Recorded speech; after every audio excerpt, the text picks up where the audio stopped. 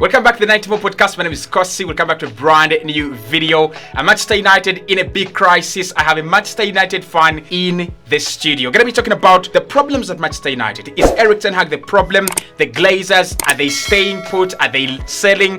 Will Qatar eventually get the deal done? And of course, Jadon Sancho, Anthony, what next for Manchester United? The team selection, all the problems we're hearing with the fans booing Erik ten Hag's decision to take off Rasmus Hojlund. Is there a big disjointment between the fans at Man United and the club right about now? Welcome to the show, Webb. It's your first time here, and we're happy to have you, bro. I'm glad to be here. Hotspot with Webb. That's my channel. Subscribe as well, and we talk Manchester United there. Definitely. So you can find him on the Hotspot with Webb. It's on YouTube. It's also on TikTok, and you can also find him on Twitter as well. Is your club Man United in a big crisis? Are you in a crisis at the moment? Because there's so much going on and there's so many uncoordinated events that are actually happening. The suspension of Anthony, I would say suspension as well of Jadon Sancho, and then we have seen something we have not seen before. Rasmus Hojlund goes off, Erik ten Hag brings on Anthony Martial, and they're boos around the Old Trafford.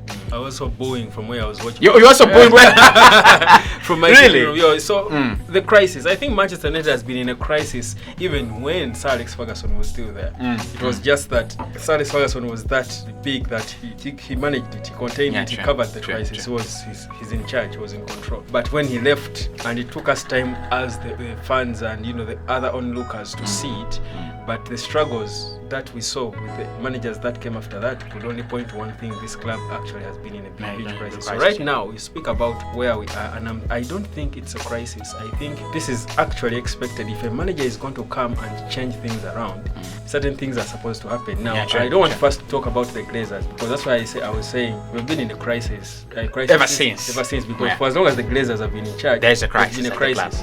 But let's talk the football crisis now on the pitch. I don't think this is a crisis. It looks like a crisis because even Arsenal at some point, when Mikel Arteta was going out against Aubameyang, Ozil, people would say there's a crisis. Because if you're a good manager, a leader, you come in a club and try, because Erik ten Hag made it clear. Part of the core things on his KPI that he was told to do is to set standards as a club and maintain them. Now, setting standards means you're going to have to be a hard guy. You're going to call difficult shots. That means letting go of Mesut Ozil if you're Mikel Arteta at Arsenal, and you're going to be in charge of Arsenal. Tame the ego of Ozil. So if you let go of Mesut Ozil, what is Nketiah going to tell you? Nothing. Same thing, with Aubameyang. So be in control. Now that's what Mikel Arteta is doing. Rather, Erik ten Hag is doing. He did it with Cristiano Ronaldo. It's a crisis. Ronaldo came out and said, of course, he revealed what we are seeing now. But for me, this is not a crisis. If it's a crisis, it's a good crisis. We need it. Because if you're going to change things, the rot that has been at Manchester United, you don't expect it to happen on a clean slate. You expect some shaking to happen. Ten Hag said that the Glazers asked him to create an environment that is admirable. And he said there was no good culture at all before last season. There's no good culture. So let's start off with Jadon Sancho and the culture at Man United. I think last season what we saw was Man United fans getting back to relate with Man United.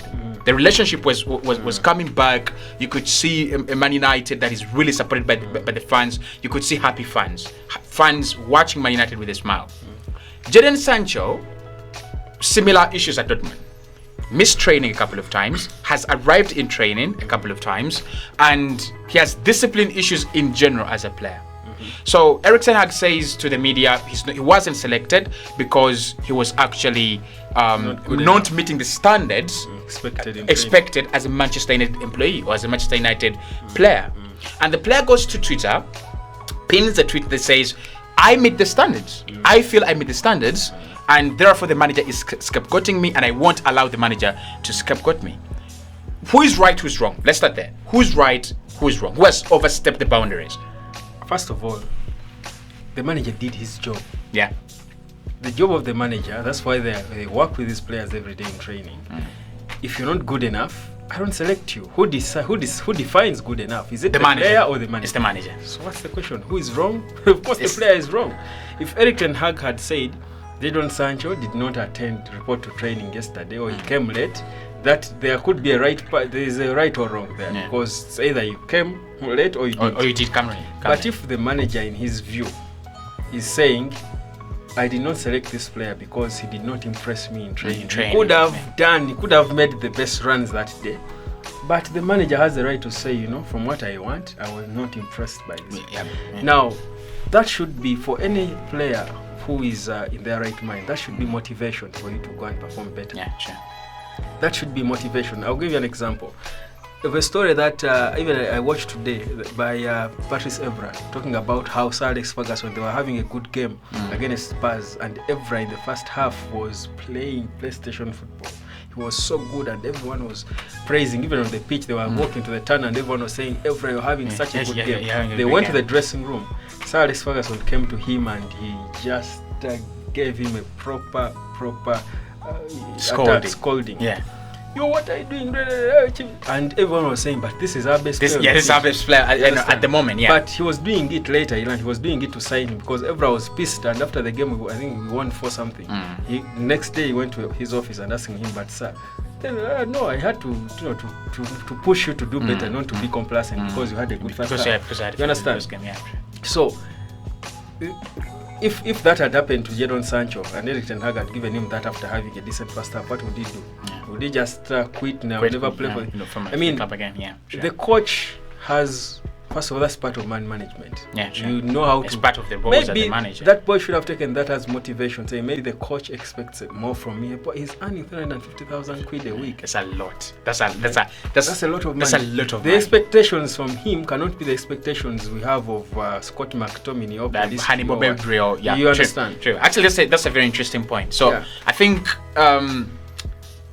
he's taken the criticism in the wrong way rather than positively. Exactly. It should be motivation, pushing him it should to be work motivation. harder. Yeah, true. Not going on Twitter, because we have social media today, saying, no, they are scapegoating me. But when he's been put on the pitch, even the fans who are not in training are saying, but Sancho, no.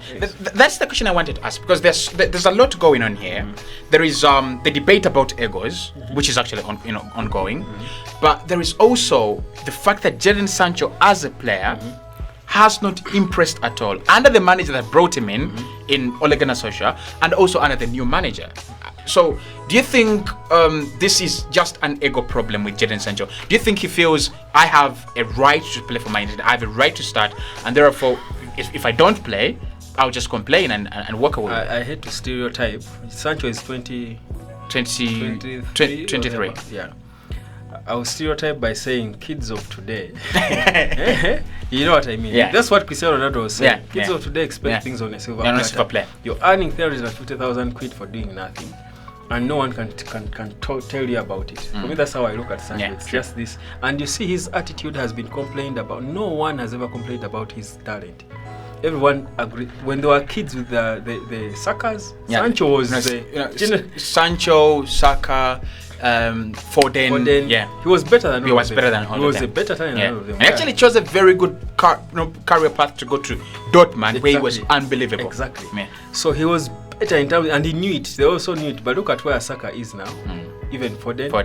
But Jude Bellingham, who he was with at Dortmund, he was better than Haaland as well. He was better than all these players. But everyone, Pep Guardiola complained about his attitude at Man City. I think he's the one who sent him to Dortmund. At Dortmund, there were complaints about his attitude, never about his talent.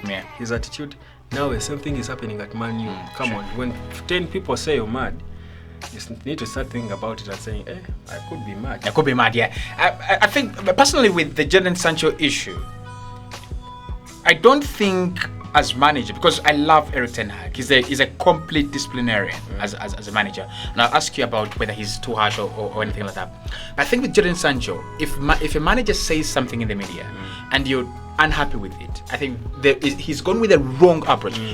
Completely wrong approach. You literally have to, you either bang the door of office of manager, but when you disrespect the office of manager at Man United, that is huge. Not at this time. Not at this time, exactly. It was the wrong time to be a baby. Yeah, true. So Man United released the statement earlier on, confirming he would be training alone. Do you see him come back? Because Ten Hag has asked him to say sorry He's asked him to apologize. He took down the tweet later. Yes, he took down the tweet, but he's refused to go, I'm sorry, I was wrong. And Ten Hag says, if you cannot apologize, then you're not yet ready to come back in the squad. I think whether he apologizes or not, I think the die has been cast. I don't see. True. I think at the first available opportunity, Sancho is going to leave Man United.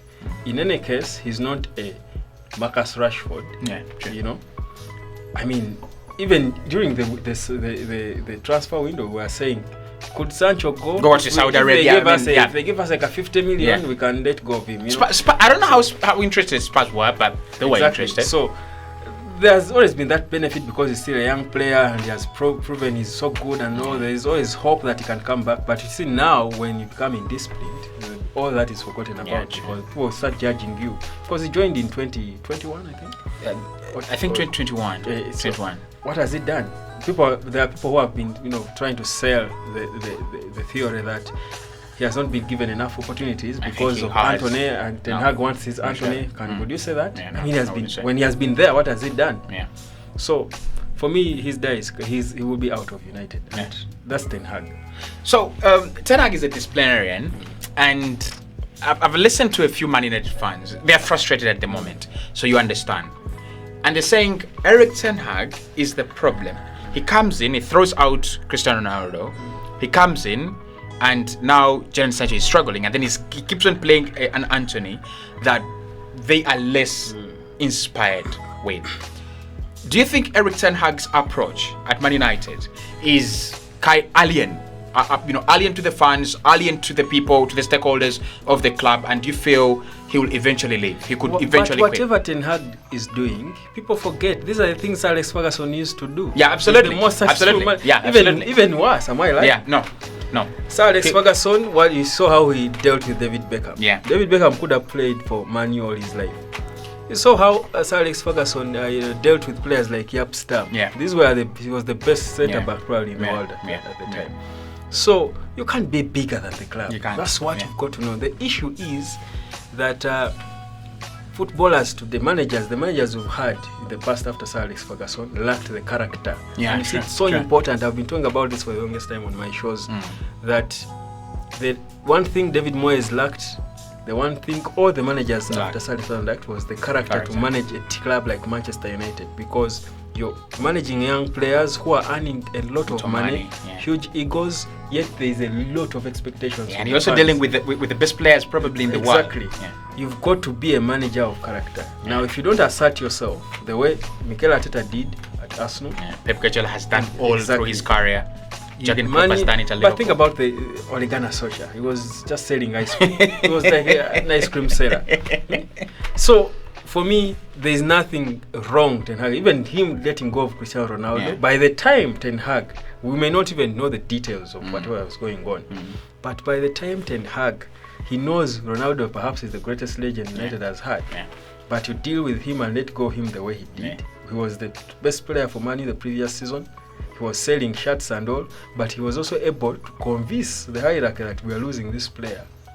And it paid off. We finished third. It did pay off because it just allowed calm into the squad. Exactly. It just brought calm into the squad. But also said, okay, this is the boss now. Yeah, sure. You understand? Yeah. So for me, there is nothing wrong that Erik Ten Hag is doing. The only wrong thing I would have said is him pulling off oil on. But I can try to understand why. I mean, he said he wasn't ready for 90 minutes. I think for me the issue was Marcus Rashford had refused to click with him, yet Rashford was our best player. Yeah, sure. All the chances we had, the runs he was making, if you could only find the striker, we would have, I think, 4 goals in that game. But I think there is an issue between the two that Rashford has refused to maybe serve Højlund. Yeah. So he thought, okay, if our best player doesn't want to serve this one, let me bring another striker. Maybe he will pass the ball to him. For me, that's the only logical thing I'm thinking. Because Højlund was still fresh, he was still running, he did not look tired at all. So, But anyhow, Ten Hag, I think, you can see what he's doing, and you see that United is improving in a lot of things. So guys, talk to me in the comment box below. Is Man United in a crisis? And Erik Ten Hag, your thoughts, your opinion, and should Jadon Sancho play for Manchester United again? Should he have the opportunity, the chance to wear that jersey again? Talk to me in the comment box below. Now, you've not started very well this campaign. A couple of reasons. Worst you have start, I think. worst start in the Premier League. You've had a couple of injuries that are affecting you. You've also had a couple of issues off the pitch. They could offset players and the way you set up. Erik ten Hag has said that one of the reasons why Man United is where they are now is because when they went to the market last season, they didn't behave like Brighton, like Chelsea, like Man United, like Arsenal. Do you believe it? Do you think Man United have a step late as compared to the rivals in the market? Yeah, I think the reason we're struggling now is because we signed a bit of the right players, some of them, the right players, at the wrong time. Like you said, a bit late. A bit late. I'm thinking, for example, that game against Brighton, if Amrabat was in that game, It's a different game. it would be a different game. It's a different game. Very different game. You understand? Yeah. Because Gross and Mahmoud Daoud literally had no opposition in that midfield. Literally. Same thing with Højlund. Yeah. If Højlund was in some of the games we've played Earlier on, you understand? Yeah. Or if he had a pre-season, with the team. Exactly. Yeah. I think things would have been different. So for me, I think we've got the right players, probably some of the right players to make us play well and good, but they are just not there yet. Of course, now the season has started and you don't have the luxury of time, but when they come in, I feel like we have the solutions in this team. I see if Kobe Maino is fit, that boy is young, good. but I think good. he actually will bench Casemiro at one point. I've seen him play against Arsenal in the pre-season game, and he was better than Declan Rice in that game. Like I've said it in my reactions, he was better than him. I think we'll bench Casemiro in one of when he's fully fit. At some point, we'll bench Casemiro. So my thinking is Man United. That's why for me I have a lot. And if people are calling for Ten Hag's head, I'm thinking, guys, come on, be patient. Yeah. The reason why we didn't beat Brighton is because it's early days. Marcus Rashford and Rasmus Højlund they don't have the connection yet. Bruno is not yet clicking yet. So we are both, and that's the problem of getting your players, core players, late. That they have to gel when the season is going on. And the Premier League is way too fast. Yeah, true. Everything happens so fast. But for me, I feel like we've got the right team. We've created the right template. I think we are seeing the template where how Ten Hag wants to play. So for me, it's nothing worrying. I'm not looking at the title. We'll be in the top 4. And you're just looking at top 4. That's your expectation. Now, you finished third last campaign. And when you finish third, you can either go second, first, or below, right? There is a Tottenham Hotspur is on fire. There is a Newcastle. We do not know whether they will challenge again, but they look good. There. Yeah, they're there. They look good. In the market this season, in the top 7, I would say you have had the worst market. You've had the worst market of all. Aston Villa, Newcastle, Arsenal, and everything. Do you think that is going to be a key reason for you not to compete with the big boys? I think the only reason we might not compete would be if the big boys don't lose their point. Like Arsenal, Man City is Man City. But if Arsenal keep winning the way they are, if all these Spurs, they're unbeaten, Liverpool, and if they just keep the momentum. If they just keep the momentum, which I don't think is going to happen. I actually think, for me, Man is progressing, Man is improving. Other teams will reach a point and we bypass them. You see, they say it's better you start slow and you grow into the season. I think Man City always starts slow. Yeah, they've had a good start this season. Yes, but they've always had that kind of progressive season. Yeah. I feel like United is having that. Arsenal, I can't say the same about. I don't think Arsenal is having. So you're there. You started.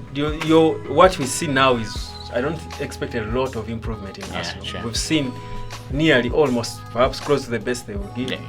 Man, I don't think we've seen the best of Man U. No, not yet. Not anywhere near. If we have seen the best of Man United, then Man United are in big trouble this season. We haven't, because even our players are new. Like we spoke about the transfer window and how it affected us as well. But trust me, when that maybe 8-10 games into the season, I think Man U will be unplayable. Now, what then will define the season, the top 4, will be how are the other teams, how have they been performing across those games? Sure. And how are they, Are they improving? Are they, are they on a decline? Are they, exactly. So for me, Man U is still a team to watch. It's dangerous because I think you guys are a team to watch. I think you really are. So Ten Hag has said that there is a problem in the market. We can't look at. I mean, there's something ridiculous he talked about. He said whenever Man United went in for a player, the price increased, and of course, it is expected. It is expected. But have the Glazers lied to the face of Erik ten Hag? Have they let him down? Have they sold him a dream and then just thrown him to the desert? Because when he came in, he asked for Frankie de Jong. They gave him Casemiro. I think Casemiro has been unbelievable for you, especially last season. But there's a reason as why a manager comes in. When Mikel Arteta came in, first he asked for Thomas Partey. He has been a very key player in Arsenal's improvement to where we are. When a manager asks for Frankie de Jong, and I don't think the Glazers have actually not bought him, but the player refused. But it shows that there is a certain quality, a certain caliber of players he wants. And although he wanted Randall Kolomwani, Harry Kane, he was given Rasmus Holm, who is also such a quality player. He was supposed to be his number 2 striker. Exactly. Have they lied to him? Do you think Erik ten Hag would be feeling, well, it's not bad, but this is not what I was promised. This is not what I was expecting. The signings, I don't think Andre Onana was ever in Erik ten Hag's plans. I don't think so. Yeah. I think Onana emerged later. As part of it. All the players United has signed were like some are 3rd, 4th. Yeah, true. Maybe apart from and Lisandro Martinez as well, because we wanted Julian Timber first. Timber, well. Exactly. So Erik ten Hag has been failed, and that's why we keep pointing at the Glazers, because of their lack of decision, their lack of proper investment. Because Erik ten Hag wanted Kim Min-jae, centre backs. That's a Rolls Royce of a centre back. Like a Rolls Royce. Yeah. And he's not an expensive one, because his release clause was around 45 million euros. Million, 45. Yeah. Money could buy, but we spoke to the player, agreed personal terms, but decisions were not being made. You didn't trigger the release clause. Exactly, and other teams came and took him.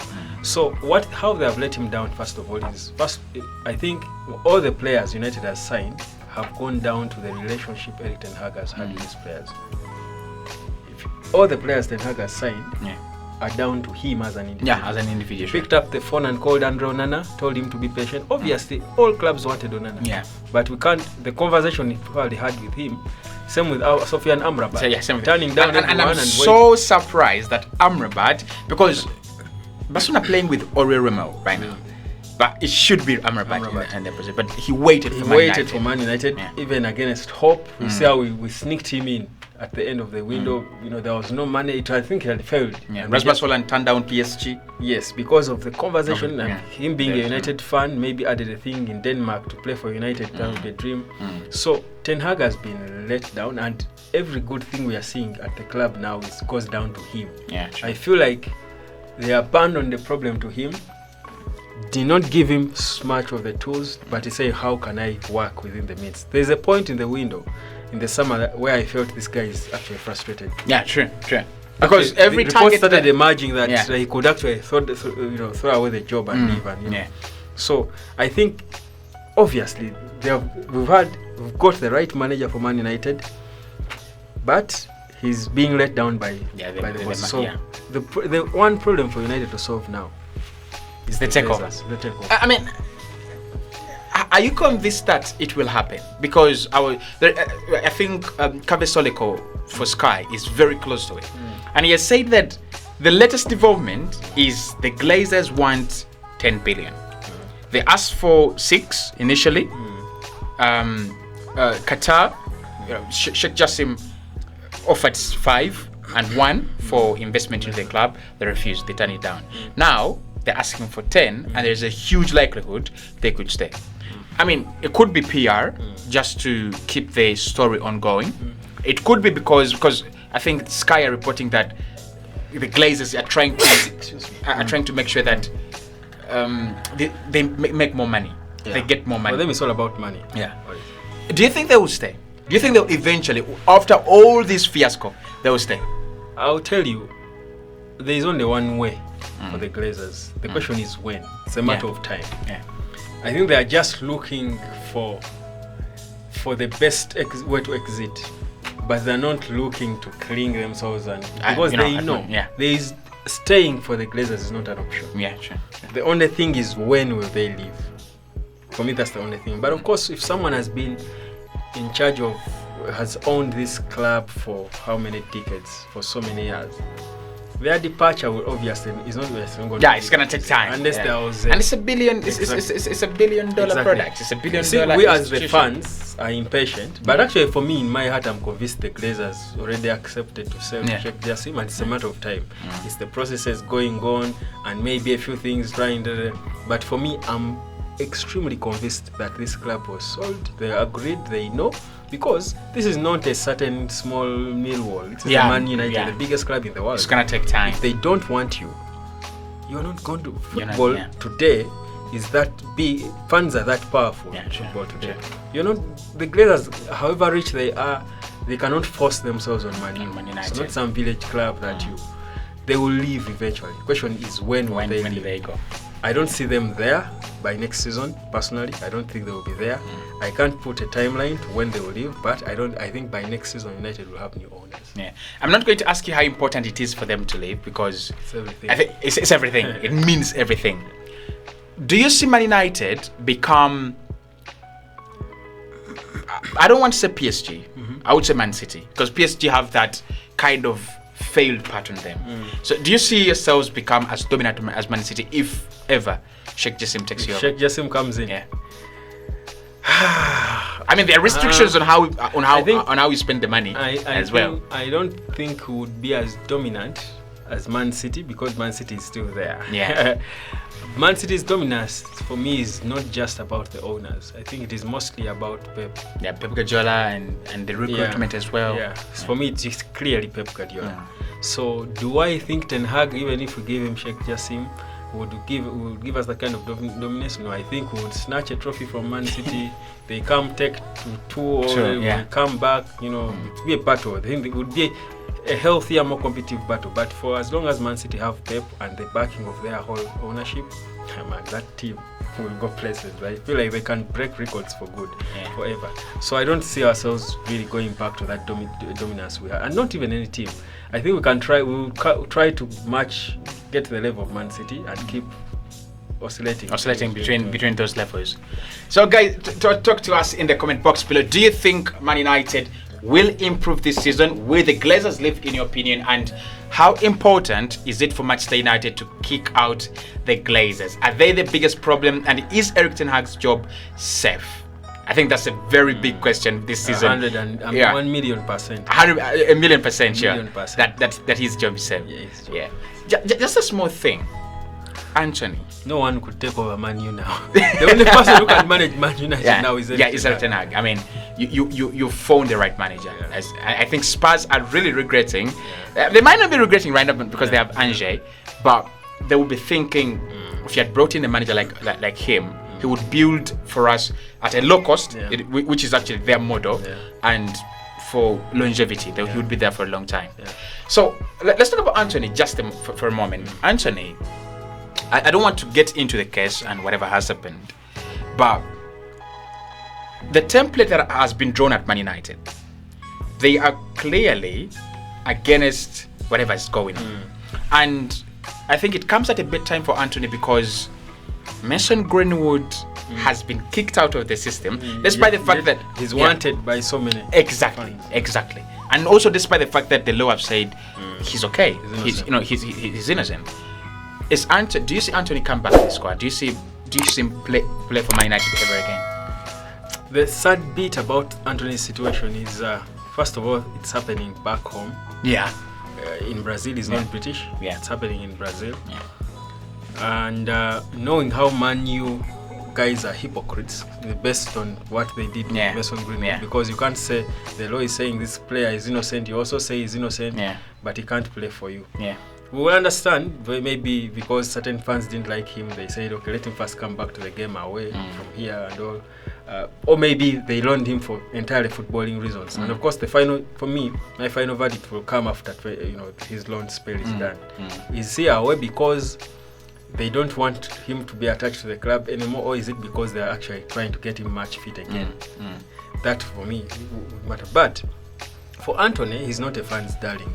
Yeah, he's not. This happens at a time when he's people are complaining he shouldn't be playing, he's not delivering, he's a Ten Hag player, Ten Hag is forcing him on us and all, and then this happens. I've had fans which I don't support, who've been like, good riddance. You don't want him to live like that. But for me, on the other side, on the players' side, I feel like most of these players have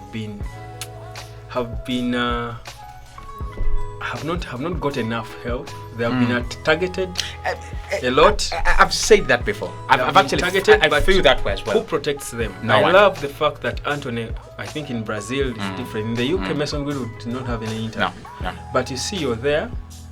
You know what's happening, but you can't talk. Somehow because you're contracted, you can't talk. You can't talk. So you're suffering, but you can't talk. People, you're seeing on social media wrong things said about you. Anthony, good enough, went to Brazil and gave an interview. An interview on TV, But who protects these players? These players are targeted. These are young, filthy rich footballers. They are young, athletic, they are handsome. They say footballers are the fittest human beings alive, so they are rich. Obviously, there will be heartless girls out there who are seeking to destroy your career, also to get as much money as they can. Exactly. So, and in Brazil, in South America, it's if it's in Europe, it's kind of different. But in South America, they will do anything to get the money. Exactly. So, and I'm not saying it is not true, but let's wait and see. But for me, in most cases, these players turn out innocent. But the damage is already done. The damage is already done. I was watching Monaco today. I think they were playing Laurier, and I was looking at Ben Mendy on the bench. It's like, this guy was a Manchester City player, centre back, and he started at left back. But his career has gone. For him, the luck is he's I think almost 30 or 30s. So he has made his money. Maybe the career. I think he's wasted around 4 years. Exactly. Yeah, around 4 years. Now imagine a young player like Anthony, a young player like Greenwood, who is 21. Your career, Greenwood was earning £75,000 per week at Man U, contracted till 2025.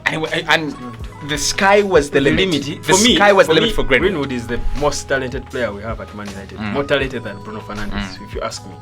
He's the most talented player we had at Man United. But the same girl who caused this mess, they are together. It defeats logic. I'm thinking, when Man United released the statement, it had initially leaked through the Athletic on Greenwood. So it caused a lot of clash. It caused a lot of people to go. Obviously, this is subjective, and it's a moral.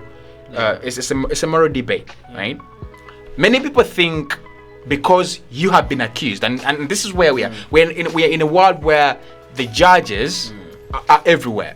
So they think because you've been court. Yes, exactly. Because you've been related to it, you've done it, right? And I think that's why it is killing as many careers as also I think we love women. I love women. I appreciate women. But you see, in law they say you're not. He who alleges must prove. I think they need to add unless it's a woman. Definitely. Because these women will come out and allege things. And then the burden of proof is on you, the man. To prove that actually didn't do it. Sure. Yet the law says he who alleges, if a woman alleges that they did this, let them prove it. Because you're killing someone's career.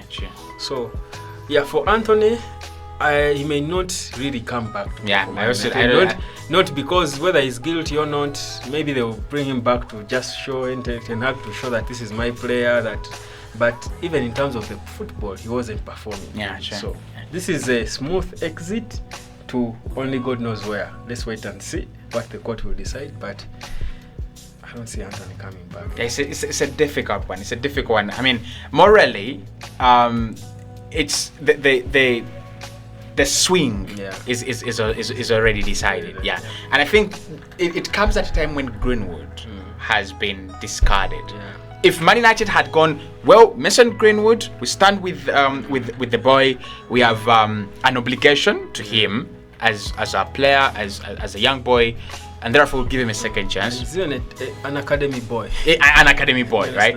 And I think as well, Man United could make 100% profit on this boy.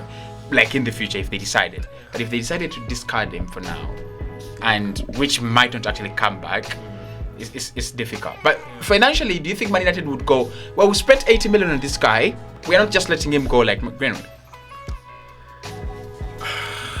No, Man U they are hypocrites. We are hypocrites. Yeah, there's no question. There's no question about that. We will pretend morals. They can lie to your face. And what? Yeah. I don't think they will really. Money is not really the issue for Man U. Even when the Glazers just keep milking money, they have always had billions to spend in transfers. So I don't really think. I think he will go. Who is going to buy him anyway? I mean, that's the question. Do you cancel his contract? Do you loan him out like you didn't? Like, yeah, he's not a hot cake. There's that Saudi Arabian market. The Saudi Arabians are looking to join the UEFA Champions League if they can get the access. So probably they'll be looking to add more players to their side. But you see, many players are not of interest to them. We wanted to sell players in the summer. Harry Maguire. They never flattered a single player of ours. We are saying, come for Maguire, guys. Come. No want a single flatter. That's how poor some of our players are, Panag. How does Eric Ten Hag get results for this? I think they went for they wanted players for the camera, Saudi Arabia. But if Manchester United, we are Manchester United, all our players to work a club should be camera players. But if they could not flatter a single one, with all the money they had to spend, they never came for a single Man U player. At least to just inquire. Yeah.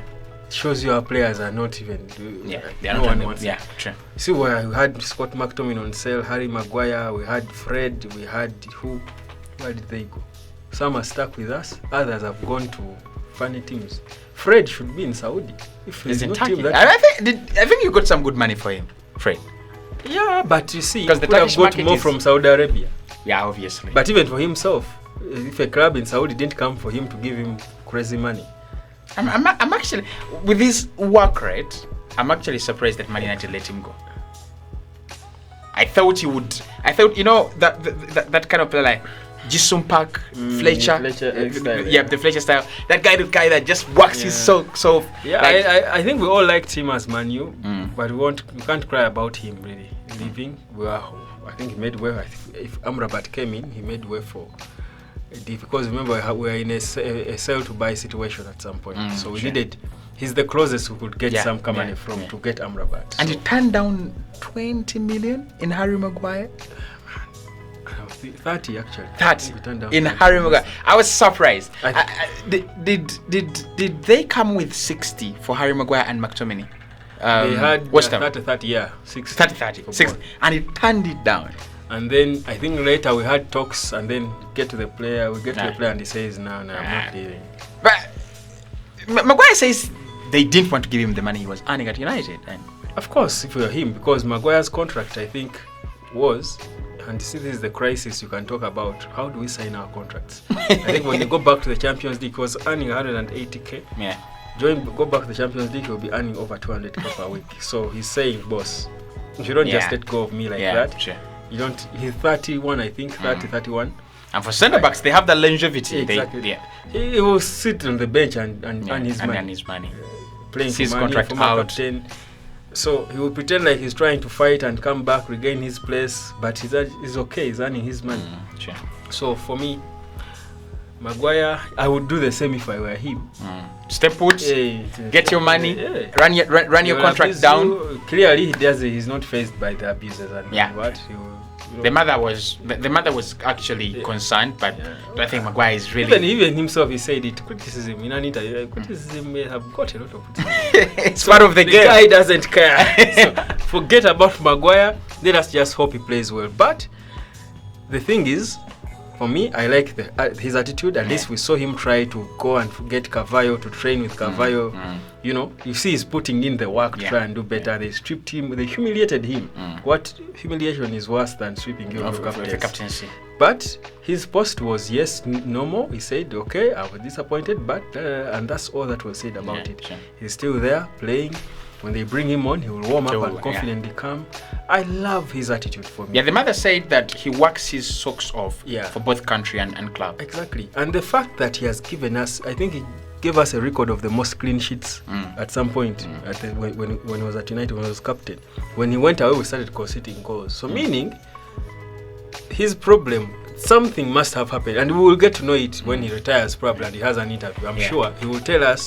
These days interviews come before retirement, so then, we're just waiting for one. We'll get to understand from him what changed about him. There must have been something that happened that killed his confidence, but he has never changed as a player. I think he's a good pass of the ball. The personality is good. The attitude is positive. I think I was watching Match of the Day on SuperSport, and one of the things one of the comments I liked about from Roy Keane, he told Harry Maguire, he was talking about Maguire, and he said, "You've got to reset. Forget all the fancy things that you could do when you're confident. Go back, organize yourself, do the basics. Just play that short pass, 3 yards, 2 yards, 1 yard. Do it repetitively, correctly. Yeah. And when your confidence comes back, everyone will actually wonder how you become good." I think that is what he's failed to do as a player. He still believes he wants to prove that he's still that good, and the confidence is just gone. It's not there. Yeah. I think the environment as well has got to help him be able to do that. Yeah. Perhaps the environment is not allowing that. But for me, no issues. I would rather keep Maguire than Jadon Sancho, who is unapologetic. What should happen with Harry Maguire at Manchester United? Talk to me in the comment box below. And of course, where do you see the Anthony saga end? Man United have a few of the Maguire incidents to solve. You have Evans. It was one I didn't actually expect you guys to do. It was short term, and then eventually again you signed him for the campaign. I never dreamt that Evans would come. In one moment, Man U would have a game against Arsenal at the Emirates Stadium, and at one point the two centre backs, Evans and Maguire. The gods of football can show you things. Talk to me in the comment box below. Man United fans, what is actually going on at Manchester United? It doesn't really look good. It doesn't really feel Man United are in the right place at the moment. I'm with Webb. He's on the hotspot with Webb on YouTube. Just type in hotspot with Webb. You'll actually find him. All things Manchester United on TikTok, hotspot with Webb on Twitter, hotspot with Webb. And of course, you can find the 90 More podcast on YouTube, on TikTok, on Facebook, and Twitter as well. We sign out. We'll see you right in the next one.